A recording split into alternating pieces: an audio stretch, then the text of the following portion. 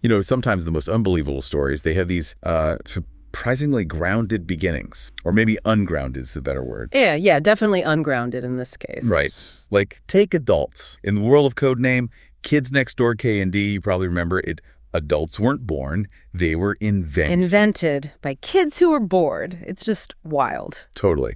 And then it gets even crazier. This one grown-up, Mr. Wigglestein, he leads a revolt and bam, adults get banished. Yeah, banish. It sets up this whole premise, kids creating their own bosses, basically, and then the bosses rebel. It really does. Like a warning about creating power structures, maybe. Exactly. Even invented beings, they get their own ideas eventually. Well, that's the brilliant, kind of bizarre world we're diving into today. Yeah. You asked us to really get into the core of Codename, Kids Next Door, figure out why it stuck with so many people. Yeah, what made it tick. So we've got our metaphorical 2x4 tech ready. And our main source for this deep dive is this really great YouTube video. Super comprehensive, covers the whole thing. The whole saga, right?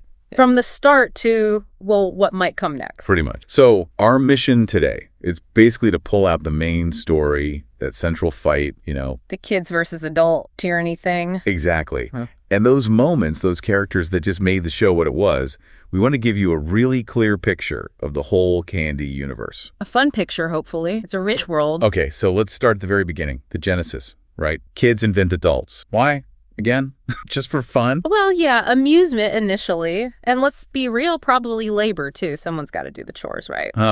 Right. But then, Mr. Wigglestein, what was this spark? What made him rebel? Get this, it was playing horse. After a day of doing whatever invented stuff they had him doing, he just refused. Didn't want to play anymore. Just said no. Yep. Asserted his will, basically, and that led to the first ever spank. Wow. Okay. So that tiny act of defiance blew up into a full-on war. Kids versus the adults they literally just invented. And the adults, they didn't mess around, did they? Spanking robots.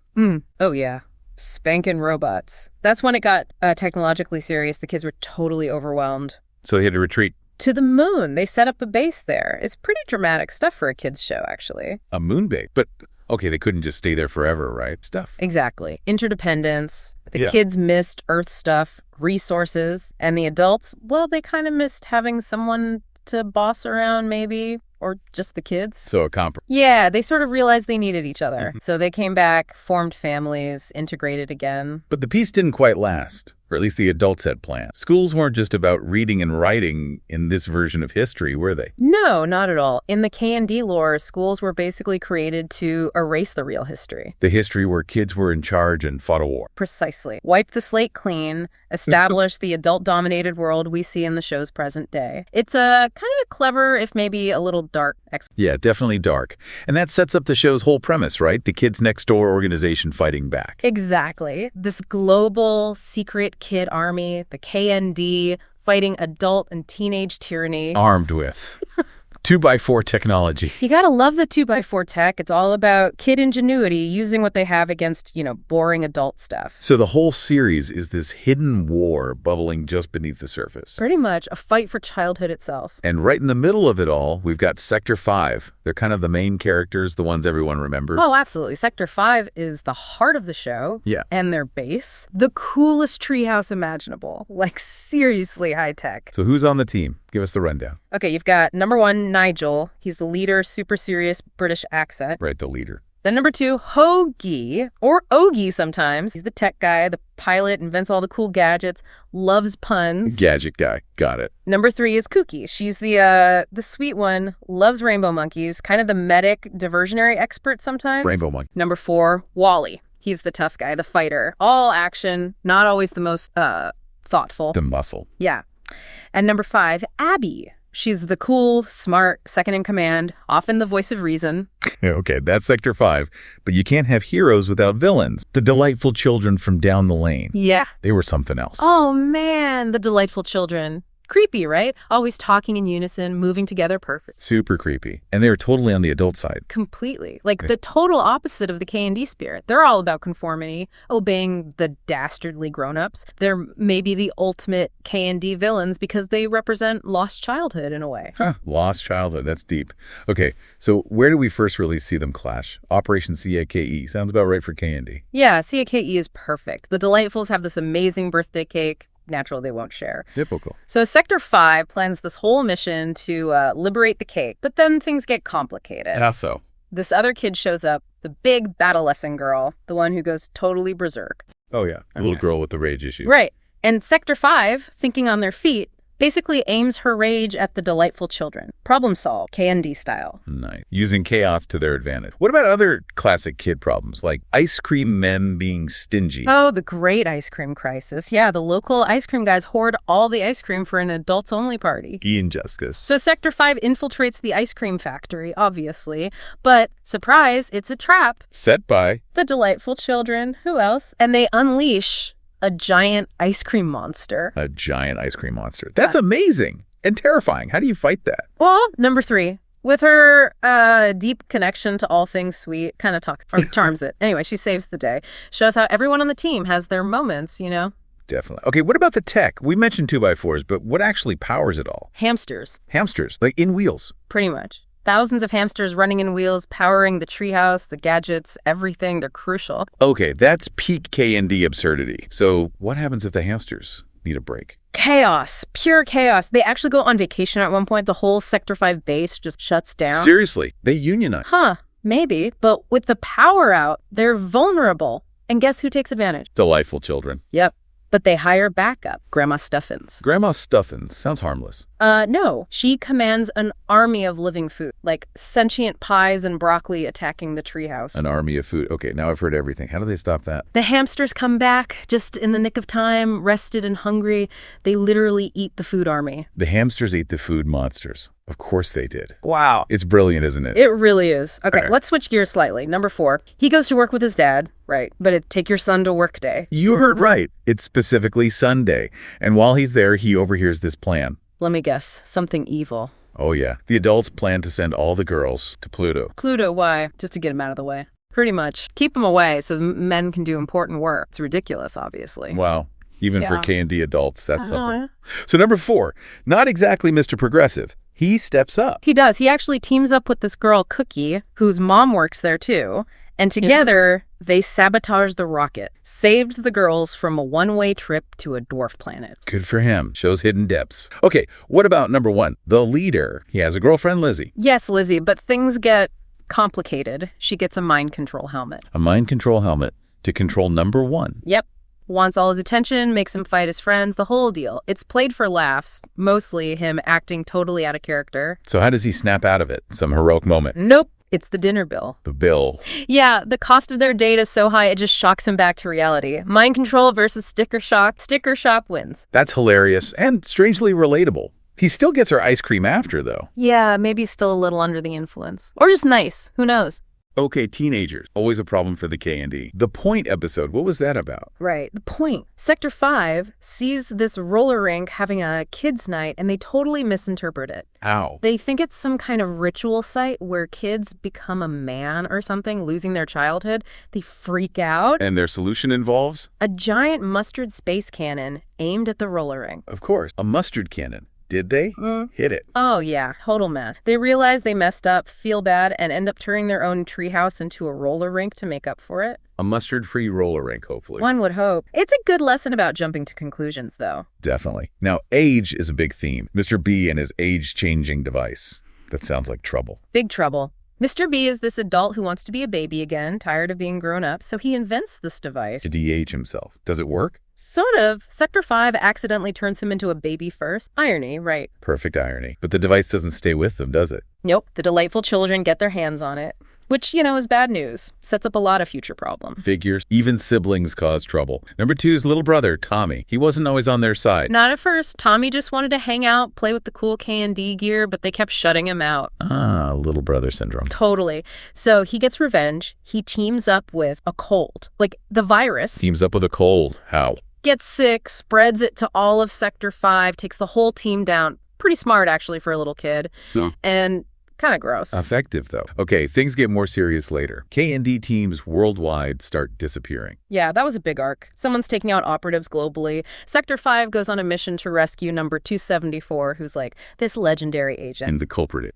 It's Mega Mom. But wait, there's more. It's number 274's parents. Mega Mom and Destructo Dad. His parents, why would they do that? Because they thought he should be number 1. Seriously intense, pushy parents, twisted motivation. Whoa, that's messed up. Did 274 know? He seems surprised, sided with K&D in the end, unlike his parent. Now, speaking of dedication, number 3, and her rainbow monkey. Oh yeah, her love for rainbow monkeys is legendary. She gets recruited by Mr. Mogul, the guy who owns the rainbow. To do what? Find real ones. Exactly, on Rainbow Monkey Island. But Mogul Shady wants to capture them for profit. No. So number 3 has to protect her idols. She does. With help from the actual rainbow monkeys, she takes down Mogul, flies a rainbow monkey plane home. It's awesome. Shows her strength. From fan to protector. Love it. Okay, the delightful children up their game, right? Bring in Father. Yes, father. Their actual father, who turns out to be a major villain. He gives them this super destructive machine. And they combine it with the age-changing device. What's the plan? Target number 1. Age him up, take him out of the game. And do they succeed? They do.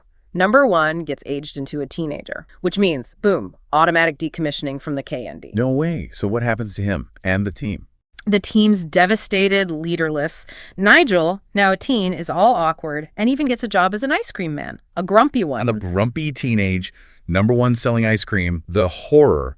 How do they fix it? Sector 5 isn't giving up. They raid the delightful mansion to get the device back. Big fight ensues. Nigel briefly becomes an adult, uses his adult authority. How does that work? Unclear, but he grabs the device, then father shows up, big showdown, lots of ice cream involved somehow, naturally. And they finally manage to beat father and zap number 1 back to his proper kid age. Team restored. Phew, close call. But family drama isn't over. Number 5's older sister, Cree, she shows up. Friend or foe? Definitely foe initially. Yeah. Tries to steal K&D secrets from Abby's mind while she's sleeping. Turns out Cree's working with father. That's cold. How does Abby handle that? Abby's smart. She used a dull decoy, fooled her completely. Sisterly espionage. Nice. What other weird threats pop up? A senior citizen squad stealing pudding? Yep. Sector 5 busts some teens stealing tapioca pudding, but plot twist. They're old folks using anti-aging cream. Anti-aging cream fueled by a love of tapioca. Apparently. Oh. And the leader. Number 2's Grandma Lydia. Grandma Lydia, putting heist mastermind.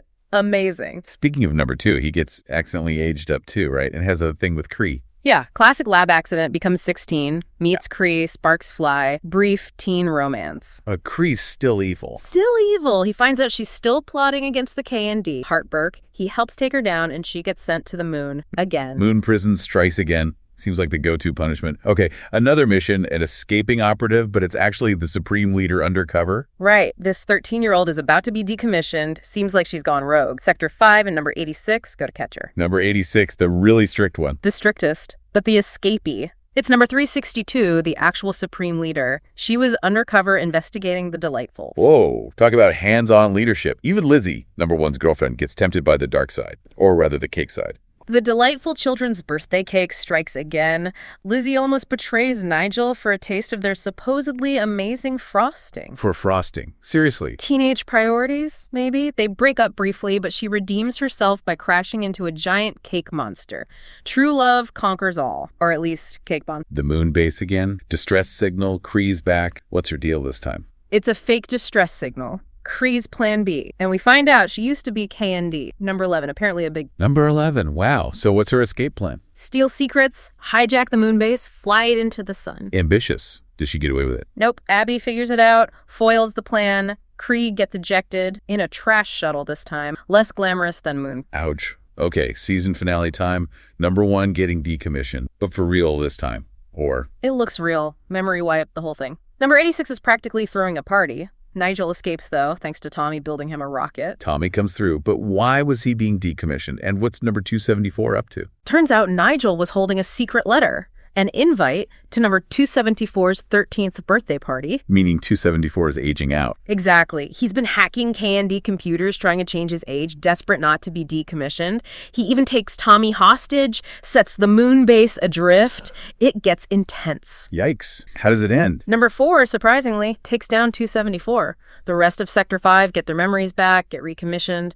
But 274... Cree breaks him out. He embraces the dark side, becomes Chad the teenager. Chad the teenager just sounds menacing. And he causes trouble right away. Immediately. Threatens the moon base with a football bomb. Sector 5 retaliates by blowing up his high school stadium. Escalation. Okay, maybe a bit much from Sector 5 there. Yeah. What about the Delightfuls? Still kidnapping people? Leona. Yep, they kidnap Leona. Sector 5 tries to rescue her, finds her aging rapidly, leads them to a fountain of youth. Fountain of Youth in KND. Okay. And guess who's there? Delightful children. Big fight. They get turned into babies by the fountain. Baby Delightfuls. Yeah. Hilarious. But Leona gets DH too. Temporarily. Then she betrays K&D, tries to turn them into babies. Ungrateful. How do they escape that? The baby Delightfuls accidentally mess up the fountain while piloting a robot. Don't ask. Candy escaped. Leona finds more magic water, ages herself back up. She's trouble. Seems like it. Meanwhile, Tommy's at KND boot camp in Antarctica. Yeah, and he's actually doing really well. Shows real bravery when father attacks the training base. Big character growth for him. Nice. And the whole KND history even becomes a school report. Yeah. Number 1 presents the entire secret history of K&D versus adults in class. Teacher just fails him, thinks it's all fantasy. Perfect commentary on the show itself. Huh. Love that. Okay, the cake saga. Sounds epic. What happens? Oh, it is. Delightfuls hide a cake in a cask. Sector 5 tries an egg attack, fails miserably. Delightfuls broadcast taunts worldwide. Sector 5 fights a giant present robot. Present robot. Armed to the teeth. They're losing, but then a flock of chicks thinks number 1 is their mom. Yeah, chicks. They form into battle armor for him. He wins. Then the chicks leave a present on the cake. Gross victory for K&D. Wow. Oh, it's just, wow. Tommy graduates, but only to number T. Yes, still not a proper number. But then father unleashes an animal transformation ray. Oh, no. Turns K&D into animals. Almost all of them. Tommy's the only human left. Big pressure. So how does number T save the day? Cleverly. He realizes the ray only hits registered K&D, so he quits K&D temporarily. Quits. Yep. Then he enrolls the Delightful children in K&D, forcing father to turn off the ray to save them. Uses father's DNA, teams up with the animal K&D, destroys the device. That's brilliant, but he can't rejoin Kane. Strict rule, no reinstatements. So he becomes a solo hero, Tommy. Oh, okay, new characters later on. Number 13, the worst operative. Yeah, he's mostly comic relief, super unlucky, always causing accidents, a running gag, basically. Gotcha. Cree comes back. Babysitting number 2. Hatchet. And she has teen ninjas now. Yep. The babysitting is a cover, obviously. She reveals her secret teen ninja squad when Hoagie annoys her. She's relentless. And Maurice, original number 9. Facing decommissioning, but is actually undercover. Right. Looks like he's aging out. Sector 5 tries to protect him. Cree seemingly traps him. But surprise, he's been undercover as a teen for the K&D all along, exposing teen evil from the inside. That's cool. A deep cover agent. Sector 5 tries to make a better cake, goes to space, fights ice cream asteroids. All true. They team up with number 19th Century, go to space for cake ingredients, find the Delightfuls cake, and discover Father's plot to destroy Earth's ice cream with asteroids. They stop it all. Busy trip. Very busy. Leadership shakeup. Number 362 resigns. Father becomes leader. Briefly, 362 quits. Chaos ensues. Leadership decided by a game of tag. Father gets tagged, becomes supreme leader, turns tree houses into broccoli. Broccoli tree houses. Oh, dear. Thankfully, 362 takes back control pretty quickly. Broccoli crisis averted. Okay, the big one. Operation ZERO. Number 0. Grandfather. This changes everything, right? Yeah. Uncovers Nigel's family secret. Absolutely massive. Okay. We learn the ancient K&D history. Number 0, fighting his dad, grandfather, who ran child labor factory. Grandfather comes back, turns everyone into senior citizen zombies. Senior citizen zombies. Yeah. Nigel seeks out number 0, finds out. Number 0 is his dad, father is his uncle, grandfather is his grandfather. Whoa. Mind blown. So the Delightful children were originally Sector Z. Brainwashed. Exactly. Sector Z, grandfather's elite team, brainwashed into becoming the Delightfuls. Number 5, partially on zombies. Sector 5, they crash the moon base on grandfather. Crash the moon base. Desperate times. And then number 0, Nigel's dad, tricks grandfather into the decommissioning chamber, but goes in himself too, sacrificing his memories to stop him for good. Wow. That's huge. Heroic sacrifice. World saved. Number 0 finally recognized. Yep. A really powerful defining arc for the whole series. So how does it all end? The actual final episode. Another cake mission. Starts that way. Sector 5 seems replaced by Sector W for a cake run, but it's a setup, a test by number 74.239. It's all part of a scavenger hunt. The revelation of Kids Next Door Galactic. Galactic K&D, so Nigel. He's chosen. His parents get recommissioned briefly to say goodbye. Turns out his mom was number 999. He appoints Abby leader of Sector V, says goodbye, and heads off to space. Wow. Join Galactic K&D. What an ending. Is there any hint of more? Yeah, the epilogue. A grown-up K&D agent, Wick, tells the story, then gets a call from Nigel, hinting he might come back someday. Oh, cool. Leaves the door open.